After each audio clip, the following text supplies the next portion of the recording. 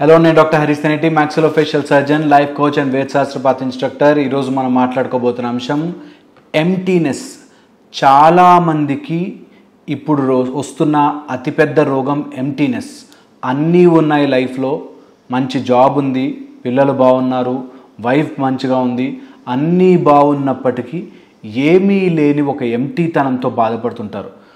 అప్పుడెప్పుడో జరిగిపోయిన మిస్ అయిపోయిన లవ్ గురించి, లేకపోతే లైఫ్లో ఎప్పుడో ఏదో గోల్ పెట్టుకుని ఏ మ్యూజిషియన్ అవుదామనో లేకపోతే ఏ క్రికెటర్ అవుదామనో అనుకుని అది సాధించలేక, అది చేసుకోలేక, దాని తర్వాత ఎన్నో సక్సెస్లు చూసినా నా లైఫ్ ఎంప్టీగా ఉంది, అనుకున్నది నేను చేయలేకపోయాను, అప్పుడేదో అనుకున్నాను కానీ జరగలేదు, ఈ టైప్లో అయిపోయిన దాని గురించి తలుచుకుని ఇప్పుడు అన్నీ మన చేతుల్లో ఉన్నా కూడా ఆ ఒక్కటేదో లేని దాని గురించి తలుచుకుని ఇక జీవితం ఎందుకు అనే ఎంప్టీనెస్లోకి వెళ్ళిపోతున్నారు చాలామంది.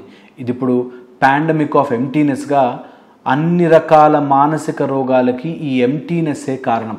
అంటే ఏముంది, అంతా నాకు లైఫ్లో ఏం లేదు, మజా ఏం లేదు, ఇంకేముంది లైఫ్లో, I don't want to see anything అనే ఒక మైండ్ సెట్లోకి వెళ్ళిపోతున్నారు.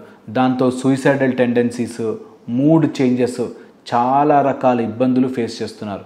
ఇది ఇప్పుడు యూత్లో ఎక్కువగా కనిపిస్తుంది. ఎంప్టీనెస్, తొందరగా డబ్బులు వచ్చేసాయి, చిన్న ఏజ్లోనే జాబ్ వచ్చేసి బాగా డబ్బులు రావడం స్టార్ట్ అయిపోయాయి. అలాంటి వాళ్ళలో ఎక్కువగా చూస్తున్నాము ఈ ఎంప్టీనెస్. అండ్ ఈ ఎంప్టీనెస్ ఎలా ఉంటుందంటే, వాళ్ళు పనులు చేసుకోవట్లేదా, అన్నీ చేసుకుంటున్నారు, వాళ్ళు నార్మల్గా హెల్తీగా లేరా, హెల్తీగా ఉన్నారు, అన్నీ ఉన్నా నాకు ఏం లేదు, ఇంకెందుకు నేను బ్రతకాలి, ఇంకెందుకు ఈ లైఫ్ నాకు అనే ఒక ఎంప్టీనెస్లోకి వెళ్ళిపోతున్నారు చాలామంది. సో అలా గనక మీరు ఉంటే ఈ వీడియో మీకోసమే.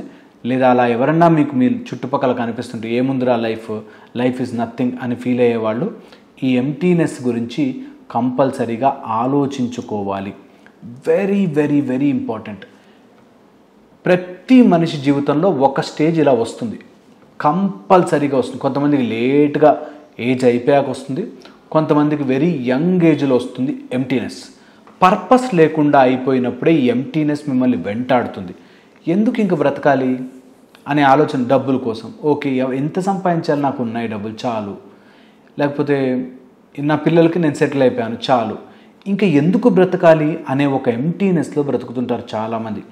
ఒకవేళ మీకు అలాంటి సిచ్యువేషన్లో ఉంటే it is caused by your brain, మీ మైండ్, మీ ఆలోచనలు, హిడెన్ బై యాంగ్జైటీ. లోపల ఒక తెలియని ఒక యాంగ్జైటీ తనం ఉంటుంది. ఆ యాంగ్జైటీ తనాన్ని కప్పిపుచ్చుకోవడానికి మీ బ్రెయిన్ దాన్ని ఎంప్టీ చేసేస్తుంది అనమాట. అంటే ఇంకేం పర్పస్ లేదు నా లైఫ్లో అనే సిచ్యువేషన్కి తీసుకొస్తుంది.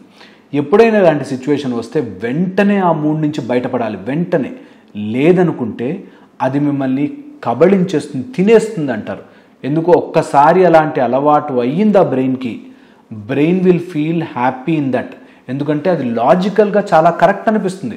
ఎందుకు సంపాదించాలి, ఎందుకు బ్రతకాలి, ఎన్టీ రామారావు అంతటి వాడు ఏడి, లేకపోతే అంతటి గొప్ప ప్రైమ్ మినిస్టర్ ఏడి, వీళ్ళంతా చేశారు ఏడి, భగత్ సింగ్ ఉన్నాడు ఏడి, ఇలాగ ఎవ్వరూ లేరు కదా, అంతా ఫైనల్లీ చేరుకోవాల్సింది అక్కడికే కదా, సో ఎందుకు నేను ఇంత కష్టపడాలి అనే ఒక ఎంప్టీనెస్ ఈజ్ వరస్ట్ థింగ్. ఒకసారి అందులో పడ్డామంటే గుంజేస్తుంది మనని, అండ్ ఇంక అందులోంచి బయటపడ్డం impossible. That will create mood disorders కానీ, డిప్రెషన్స్ కానీ, తెలియకుండానే సూసైడల్ టెండెన్సీస్, బైపోలార్ డిజార్డర్స్, ఇవన్నీ వచ్చేసే ఛాన్స్ ఎంప్టీనెస్ నుంచి వస్తుంది. నాకు ఏ పర్పసు లేదే అని. అందుకే మనకి చిన్న ఏజ్ నుంచి కూడా స్పిరిచువల్ పర్పస్ పెట్టారు. భగవంతుడి పర్పస్ ఎందుకు పెట్టారు ఆర్ స్పిరిచువాలిటీ ఎందుకు పెట్టారంటే, నీకు ఒక ఏజ్ వచ్చాక గర్ల్ ఫ్రెండ్ అని తిరుగుతావు, గర్ల్ ఫ్రెండ్ స్టేజ్ అయిపోతుంది, డబ్బు అని పరిగెడతావు, డబ్బు స్టేజ్ అయిపోతుంది, పిల్లలు అని పరిగెడతావు, పిల్లలు సెటిల్ అయిపోతారు. తర్వాత ఏం చేస్తావు, తర్వాత ఆ ఎంప్టీ స్పేస్ ఏం చేస్తావు, ఆ ఎంప్టీనెస్ ఎప్పుడైనా నీ లైఫ్లోకి రావచ్చు. అలా లైఫ్లోకి వచ్చినప్పుడు నువ్వు ఎలా ప్రిపేర్గా ఉన్నావు అన్నదే స్పిరిచువాలిటీ యొక్క వెరీ ఇంపార్టెంట్ బేస్. అందుకే నువ్వు ఎంప్టీగా ఉండకుండా ఉండాలి అంటే, నీ మైండ్ ఇంకేం లేదు పర్పస్ అని అనుకోకుండా ఉండాలి అంటే ఖచ్చితంగా స్పిరిచువాలిటీ నీ జీవితంలో ఉండి తీరాలి. స్పిరిచువాలిటీ నీ జీవితంలోకి రావాలి అంటే ఏ స్వామీజీనో, బాబానో, లేకపోతే ఇంకోటేదో నమ్మమని నేను చెప్పట్లేదు. ఒక మార్గం, మీ పీస్ఫుల్ లైఫ్కి ఒక మార్గం ఎంచుకోండి. ఆ మార్గంలో మీరు ₹1 పెట్టనవసరం లేదు. కానీ ఒక టైప్ ఆఫ్ స్పిరిచువల్ ఎన్వైర్న్మెంట్లో కనుక మీరుంటే ఇలాంటి ఎంటీనెస్ రాదు. మనకు వచ్చిన జీవితాన్ని మనం ఫుల్ ఫ్లెడ్జ్డ్గా, ఆనందంగా, హ్యాపీగా సాధనా మార్గంలో కనుక గడిపితే మీకు ఈ ఎంటీనెస్ అనేది పోయి ఎప్పుడు కూడా లైఫ్లో చచ్చిపోవాలనో, సూసైడ్ చేసుకోవాలనో, కోపంగా ఉండాలనో, బాధగా ఉండాలనో, ఎవరి మీదో పగ తీర్చుకోవాలనో, మూడ్ స్వింగ్స్, ఇలాంటి ప్రాబ్లమ్స్ ఉండకుండా ఉంటాయి. అందుకే ఒక గ్రేట్ స్పిరిచువల్ మార్గాన్ని మీరు ఎంచుకోండి. ఆ మార్గం ఏదైనా సరే, అందులో ఎన్ని కష్టాలున్నా సరే, అది డైలీ 10 నిమిషాలు 15 నిమిషాలు పార్ట్గా చేసుకోండి. ఇలా చేసుకుంటే ఎంటీనెస్ తగ్గుతుంది. ఈ రోజుల్లో మేము చూస్తున్నాం కూడా చాలామంది, ఈ రోజుల్లో మేము చూసే ప్రాబ్లమ్స్లో వెరీ ఇంపార్టెంట్గా ఈ ఎంటీనెస్. ఏం జరుగుతుందో, నాకు ఏముంది, లైఫ్ ఏముంది, అంతా అయిపోయింది, I have seen everything.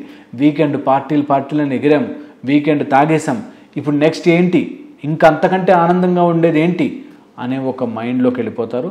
So ఆ ఎంటీనెస్ హజార్డ్లోకి వెళ్ళకండి. ఆ ఎంటీనెస్ ప్రాబ్లంలోకి వెళ్తే మీరు బయటకు రాలేని ఇబ్బందులు పడతారు. ఎందుకు ఇలా అవుతుందంటే మన బ్రెయిన్లో ఒక న్యూరోనల్ నెట్వర్క్, ఒక కెమికల్ బ్యాలెన్స్ జరుగుతుంటుంది. కొన్నిసార్లు అవి వచ్చినప్పుడే మనకు ఏదైనా సాధించాలని కానీ, ఏదైనా చెయ్యాలని కానీ, ఎవరైనా మనని మెచ్చుకోవాలని కానీ, ఏదైనా ఒక గెలుపు కోసం మన బ్రెయిన్ వెయిట్ చేస్తుంటుంది. ఎప్పుడైతే ఈ గెలుపు దక్కదో అప్పుడు నా లైఫ్లో ఇంకేం మిగల్లేదు అని అనిపిస్తుంది. సో మీ జీవితంలో గెలుపులు మీరే ఇచ్చుకోండి. చిన్న చిన్న గెలుపులు ఇవ్వండి. చిన్న victories will help you a lot. చిన్న విక్టరీస్, మీ అమ్మా నాన్నని సినిమాకి తీసుకెళ్ళండి, లేకపోతే వాళ్ళకు ఒక మంచి డ్రెస్ కొని పెట్టండి, లేకపోతే మీకంటూ ఒక హాబీ ఏర్పరచుకోండి. పెయింటింగ్ వేయండి, సింగింగ్ చేయండి, పాటలు పాడండి, లేకపోతే ఏదైనా బుక్స్ రాయండి, పేపర్స్ రాయండి. Something for you. అది డబ్బుతో లింకే లేదు, అదేదో సాధించడంతో లింకే లేదు. ఆ enjoyment of doing that thing. చెట్లకి నీళ్లు పోయడం, లేకపోతే మీరు ఏదైనా బటర్ఫ్లై పార్క్ వెళ్ళడం, ఇలా ఏదైనా చిన్న యాక్టివిటీ ఒక 3 నెలలకో 4 నెలలకో ఒకసారి వెళ్ళడం అలవాటు చేసుకోండి. ఇలా కనుక అలవాటు చేసుకుంటే మీ లైఫ్లో ఒక ఖాళీ స్పేస్ రాకుండా, ఆ ఖాళీ స్పేస్లో ఒక భూతం లాంటి సూసైడల్స్, డేంజర్ థింగ్స్, మూడ్ డిజార్డర్స్, లేకపోతే అగ్రెషన్స్ ఇలాంటివి రాకుండా ఉంటాయి. అందుకోసం మీకంటూ ఒక స్పిరిచువల్ మార్గం కానీ, లేదంటే ఒక సరైన ఎన్వైర్న్మెంట్ మీకంటూ తయారు చేసుకోండి. ఇలా కనుక ఉంటే మానసిక రోగాలు మన దగ్గరికి రాకుండా ఉంటాయి. ఈ మానసిక రోగాలు ఇప్పుడు కబళించేది. ఇప్పుడు మీరు కావాలంటే పేపర్ ఒక్కసారి ఓపెన్ చేసి చూడండి, సూసైడ్ చేసుకున్నారనో, లేకపోతే ఎవడో చంపేశాడనో, లేకపోతే రేప్ చేసేసాడనో, ఇవన్నీ కూడా ఎమోషనల్ మెంటల్ ప్రాబ్లమ్స్ అన్నీ కూడా ఎప్పుడైతే దేవుడు లేడనో, లేకపోతే లైఫ్ని మనం ఎంజాయ్ చేయాలనో, ఇండిపెండెంట్గా ఉండాలనో వచ్చినప్పుడే ఈ సమస్యలన్నీ స్టార్ట్ అయ్యాయి. కాబట్టి మీ లైఫ్లో ఎంటీనెస్ని వెల్కమ్ చేయకుండా ఒక పర్పస్ పెట్టుకుని, ఆ పర్పస్ ఏదైనా కావచ్చు, ఇదే పర్పస్ అని లేదు, ఆ పర్పస్ వైపుగా మీరు అడుగులు వేస్తుంటే మీరుగా హ్యాపీనెస్ జనరేట్ చేసుకుంటారు అండ్ ఎంటీ జోన్లోకి వెళ్లకుండా ఉంటారు. నేను చెప్పింది ఒకసారి ఆలోచించండి. ఇంకేమైనా డౌట్స్ ఉంటే ప్లీజ్ కమెంట్ బాక్స్లో కమెంట్ పెట్టండి. Thank you so much.